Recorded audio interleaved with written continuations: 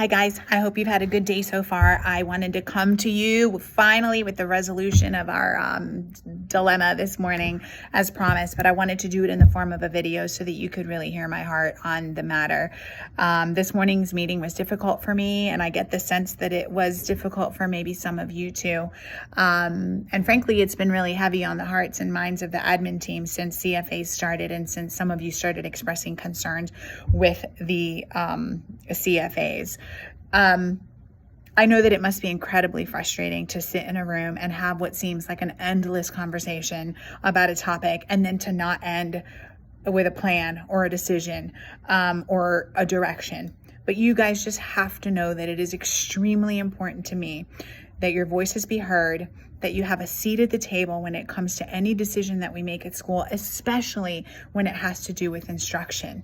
And so even though it takes time and it seems like a really painful process, I just won't take a top-down approach when it comes to the instructional program that we use with our kiddos.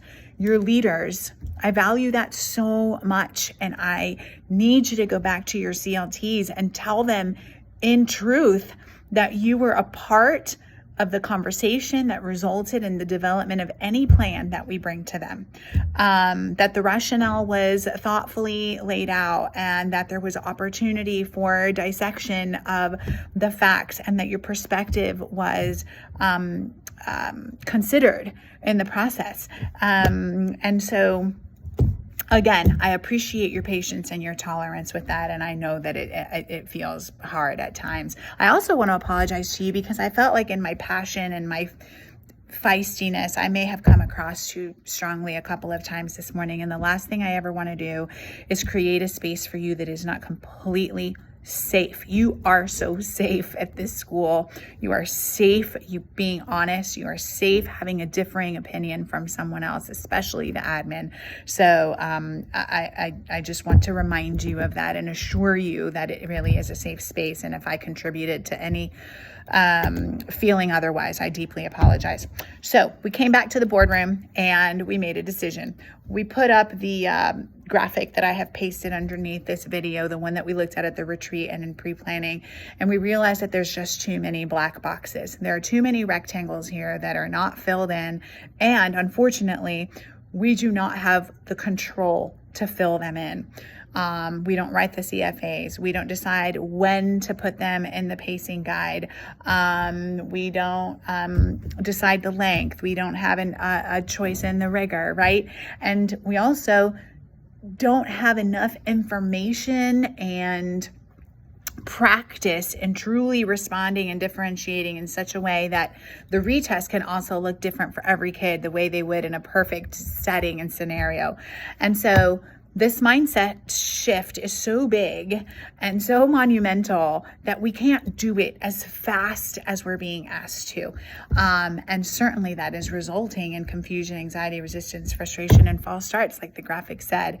And that is not our vibes at DMS. We do calm and the lowering of temperature. So we're simplifying things and we're sticking to what we know. What we do know is our vision. That part is not cloudy at all. It's part of our instructional priorities document. We teach. We formatively assess constantly. We respond to those results, and then we give kids another opportunity to show mastery. And so that's what we're going to revert to. I have the bullets out for you underneath the graphic. We're going to teach. We're going to give the CFA. We're going to respond to the CFA. We're going to do that in as differentiated a way as possible so that we meet the needs of each and every. And then we're going to give a summative, an end of unit summative. Let's not call it a retest because it's not really a retest unless the assessment is basically the same, the standards are the same, the length is relatively the same, and the level of rigor is the same. This is really just a summative. It's their first crack at an end of unit summative assessment.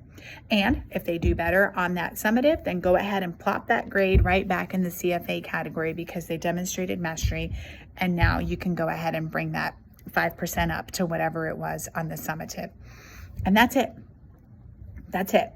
The only thing I ask of you is that if there's going to be a stretch, let's have the stretch be in the response time and in the way you leverage small groups to truly make that response as differentiated as you are comfortable with right now. I know that we are really, really vastly differing levels of comfort and expertise when it comes to small groups and differentiation, but let's stretch from wherever we are right now and just try to go a little bit further so that at least in that one day that we're given in our pacing guide, we can make this reteach experience authentic and tailored as much as possible to what the kids need. I will feel really good that we are spending the year stretching a little bit in how we respond to formative assessment, and it'll be a great step in the right directions to a more standards-based approach. And we're going to build some PD to try to help you wherever it is that you are in that journey. That way, this can be a really productive year where we are meeting both your needs and the needs of the kiddos without causing undue angst and stress, because that's just not what we want. It's not good for you, and it's not good ultimately for the kiddos. I hope this helps. I hope you feel better. Please let me know your thoughts on this. I will communicate this to the whole staff on this more on Monday, but wanted you to know first, don't change anything you've done and continue with what it is that you were going to do. And we are going to be absolutely okay with that. Thank you for listening. I love you. Thanks for being awesome. And I'll talk to you soon. Bye.